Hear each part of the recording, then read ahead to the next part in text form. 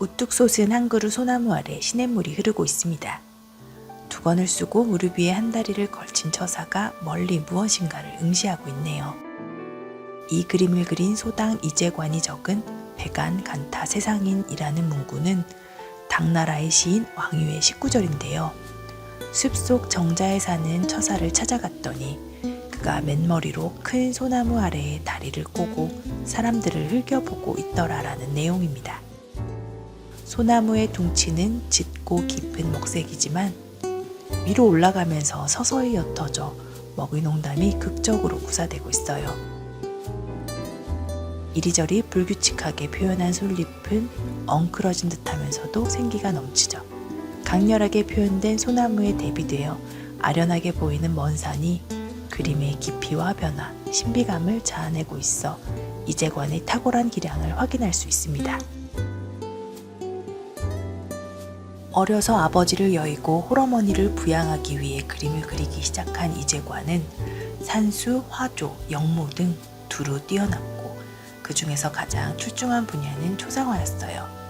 우봉 조희룡은 위아래 100년 동안 다시 없는 것이라고 그의 그림을 높이 평가하기도 했답니다.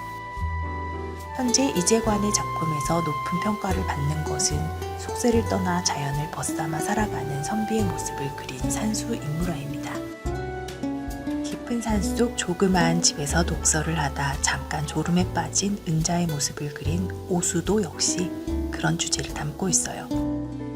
한 칸 남짓되는 작은 기와집에서 이마가 벗겨진 한 고사가 잔뜩 쌓인 책에 기대어 낮잠을 즐기고 있네요. 높게 솟은 소나무의 맞은편에는 높이 솟은 벼랑바위가 있고 집 뒤로는 대나무 숲이 바람에 흔들리고 있습니다. 뜰악의 동자는 주인장을 위하여 차를 다리면서 화로의 열기를 피하려 얼굴을 돌리고 소나무 아래 한 쌍의 학은 깃털을 고르고 있는 평화로운 한낮의 전경입니다.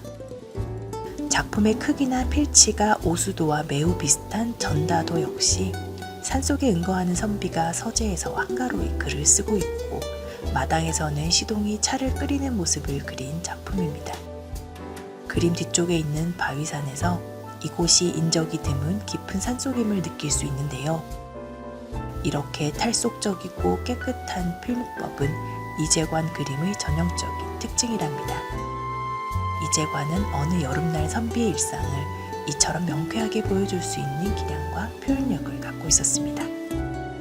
거대한 정원석과 쌓인 책들을 뒤에 두고 휴식을 취하고 있는 문인을 묘사한 고사 한일과 파초잎에 시를 쓰는 신선을 그린 파초하 선인에는 당시 문인의 정원을 장식하는 식물로 인기를 끌었던 파초가 그려져 있습니다.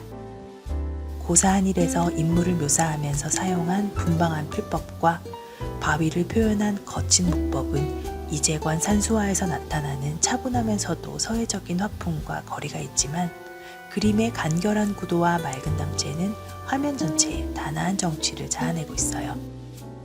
파초와 선인에서 이재관은 커다란 파초 잎사귀 사이사이의 주름을 희게 비워놓아 사실적인 효과를 내고 있고 능숙한 필치로 선인의 옷자락을 멋지게 표현했습니다.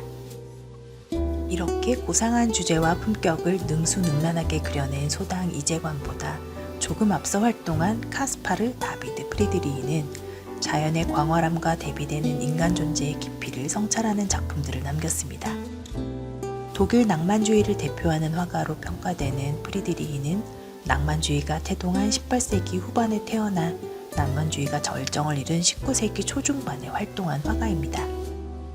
자연의 영적, 종교적 의미를 보여주고자 했던 그의 그림 중에서도 먼 곳을 바라보는 인물을 그린 것이 있는데 그의 출세작인 동시에 가장 유명한 작품이기도 한 해변의 수도사입니다. 검푸른 바다에 흰 파도가 일렁이고 흰 갈매기가 그 위를 낮게 날고 있어요. 위쪽의 검은 구름은 마치 바다를 찌부러뜨리듯 짓누르고 있습니다. 해변에서 등을 보이고선 마르고 키가 큰 수도사에게서 거대한 자연 앞에선 인간의 존재의 미약함과 절대 고독이 느껴집니다.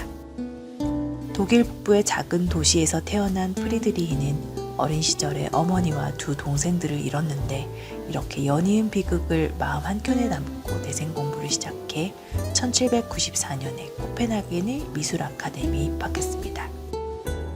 프리드리히 최초의 걸작 유화로 손꼽히는 산중의 십자가는 발표되자마자 수많은 비평과 논란을 불러일으켰습니다. 성스러운 재단화의 풍경화를 이용한 점, 풍경화의 관습적 구성을 파괴한 데 대한 거부감 때문이었죠. 낭만주의 예술가들은 계몽주의와 신고전주의 예술이 경시한 개인의 내면이나 화가의 느낌이 중요하다고 보았고, 프리드리히는 눈앞에 보이는 것만이 아니라 자기 안에 보이는 것도 그려야 한다고 주장했답니다. 프리드리히가 40대에 그린 작품들은 좀 더 대중적인 주류 미술에 가까워지는데요. 안개 바다 위의 방랑자 같은 바닷가 풍경화를 예로 들 수 있어요.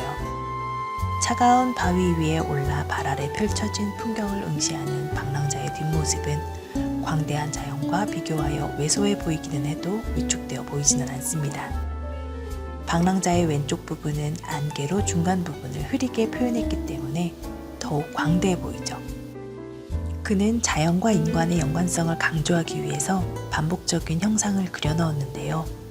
남자의 머리는 바위의 모양을 반영하고 왼쪽 산의 경사면은 오른쪽 어깨의 기울기와 일치합니다.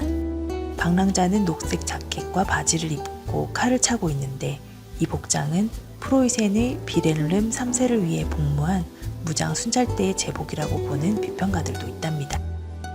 수평선 왼편으론 류겐섬이 보이고 까마귀 떼가 앉아있는 말라버린 떡갈나무 뒤편으로 봉분 하나가 있는 까마귀가 있는 나무에서 프리드리히는 자연에서 영감을 얻은 상징 체계를 구사했어요.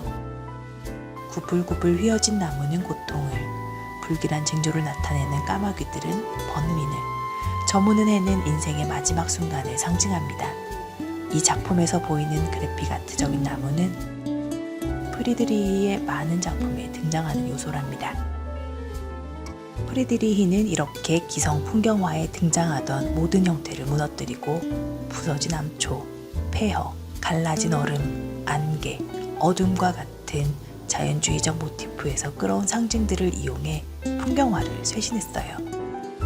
특히 풍경은 안개로 뒤덮여 있을 때 더 거대하게 보이며 더 숭고하게 나타난다고 생각했기에 그의 작품들에서는 안개가 많이 나옵니다. 안개 속의 풍경은 상상의 힘을 극적으로 끌어올리죠. 먼 곳을 바라보는 누군가의 뒷모습은 마치 우리도 그림 속 인물과 같은 풍경을 바라보는 듯한 느낌을 줍니다. 고요한 세상과 혼자만의 순간이 필요할 때 이 그림들 앞에 마주 서 보는 건 어떨까요?